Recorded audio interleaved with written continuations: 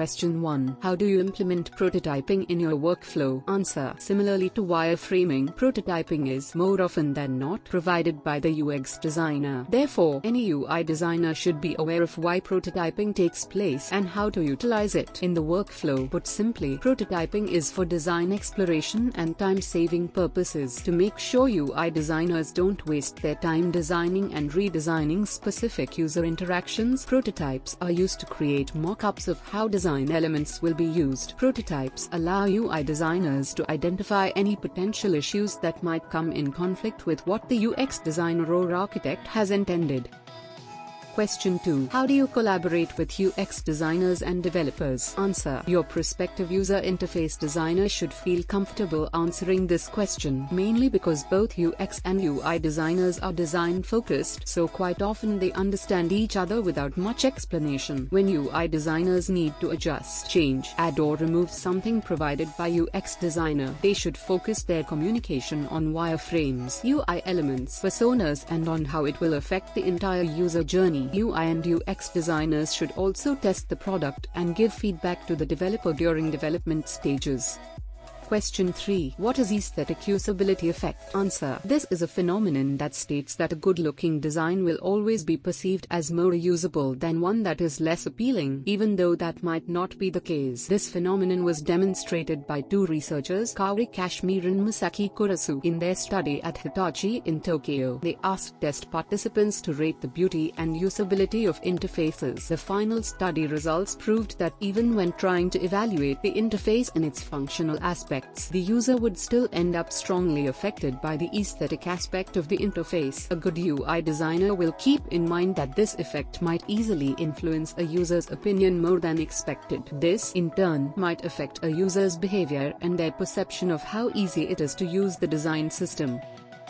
Question 4. What do you think is the most intuitive user interface ever created? Answer. Many design experts continue to argue over whether intuition-driven user interfaces are a myth. Those who are advocates say learning that the end user describes your user interface as intuitive is the highest praise you will ever receive. This is a thought-provoking question for any UI designer, and it will allow you to find out whether the designer also thinks it's a myth or not. More importantly, if the designer does not believe it is a myth, what would she or he consider the most intuitive user interface created?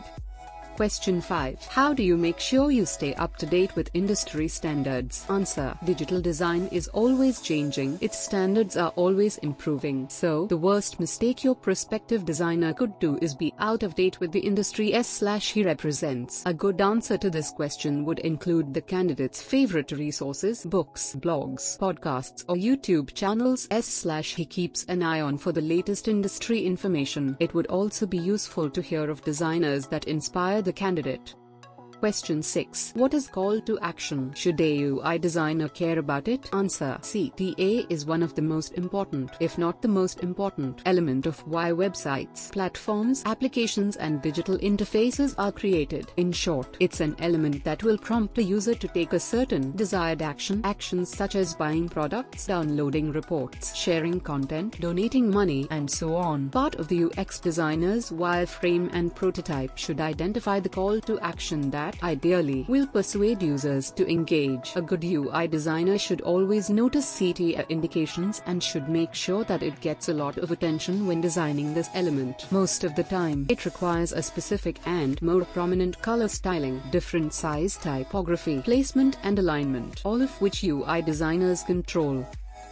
Question 7. How much do you know about color theory and color psychology? Answer. Answering this question should never be a problem to a good UI designer. This is foundational thinking. Color theory is basically a set of guidelines and laws that are intended to trigger emotions, set moods and guide someone's attention by using colors in very specific ways. Essentially, color theory and psychology consist of two color groups, warm colors and cool colors. Warm colors, such as orange, yellow and red, are known to awaken enthusiasm, energy, positivity and happiness. Cool colors, green, purple and blue, create a trustworthy, calm, relaxing and peaceful environment. Individual colors, too, have their own inherent abilities to awaken certain emotions. For example, red conveys the suggestion of danger, caution and hazard. All in all, a good UI designer will always use the power of color theory and color psychology to strengthen the desired message.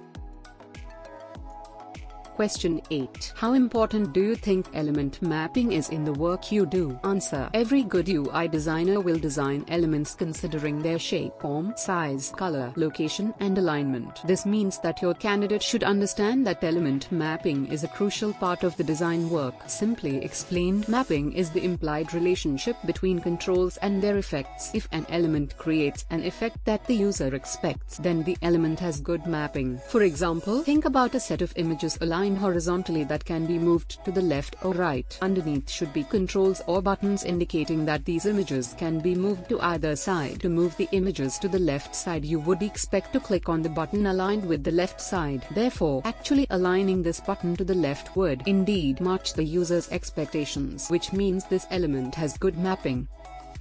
Question 9. What is minimum viable product? Answer. Sometimes designers create ego-centric work. It happens when all the UX requirements are met by the UI designer, but he continues adding design work to use his or her creativity, or to test out new practices, or to add elements that the designer feels are necessary based on taste and preferences. MVP works the opposite way. It means creating and designing a basic version of a product that early adopters can use or buy. The main goal is to bring the product to the market as soon as possible without any non-essential features. Additional features and design elements are added based on the feedback of real users rather than a designer's ideas and assumptions. Many of the world's most popular products have been developed using MVP practice. Twitter is an example.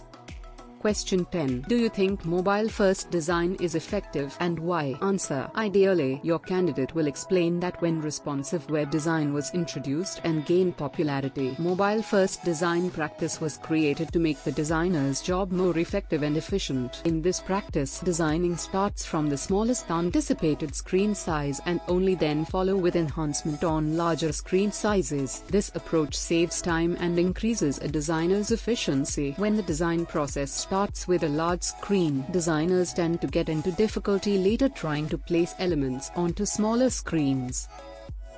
Question 11. How do you apply Occam's razor to your design work? Answer. This principle is as simple as the Pareto principle, also known as 80-20 rule. It simply says that whenever we have to make a decision between two options, the simplest should be selected. UI designers use Occam's razor when choosing between two designs or two design elements with the same function. Simplicity should always be chosen over complexity, or in other words, she needs to choose the option which makes fewer assumptions.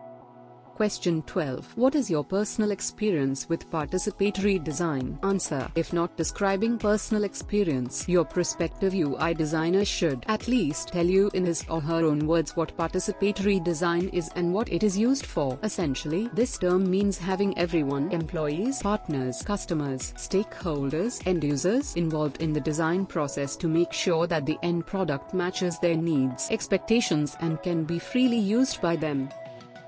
Question 13. How visual weight should be used effectively? Answer. Just like call to action and color theory, visual weight is part of the fundamental knowledge a UI designer should have. Visual weight means giving a design element power to stand out and get users' attention. Not all elements have the same amount of heaviness. For example, CTA elements are more important than a simple label or an abstract image. Giving higher levels of heavy to certain elements are usually achieved by using contrast. This isn't necessarily a contrast of colors. It can be contrast of placement or size too. CTA button might look larger or heavier simply because it is designed to take up more space than surrounding elements. This puts more visual weight, more importance on the CTA button.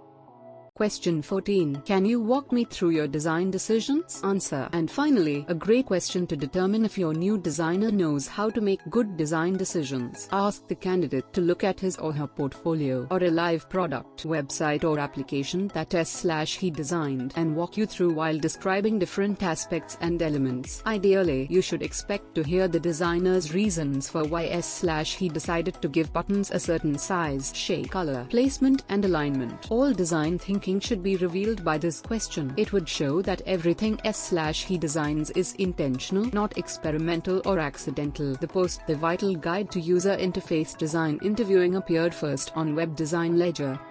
Question 15. What you love most about UI design? Answer. This is the simplest question and a crucial one to answer. With this question, the employer will get to know the motivation and the drive for you to be in this area of work. As a UI designer, what are the crucial aspects you like about it, from user testing to designing new layouts and creating interesting visual language? Anything which can hook you up in it will be the best answer. UI design is not an art. It requires not only design acumen but a business mindset to deliver the best results. While answering this question, ensure to back them up with relevant and strong examples and reasoning as to why a specific part of UI design attracts you. Include how you ensure to keep up to date on it and how you intend to improvise on to make it better day by day.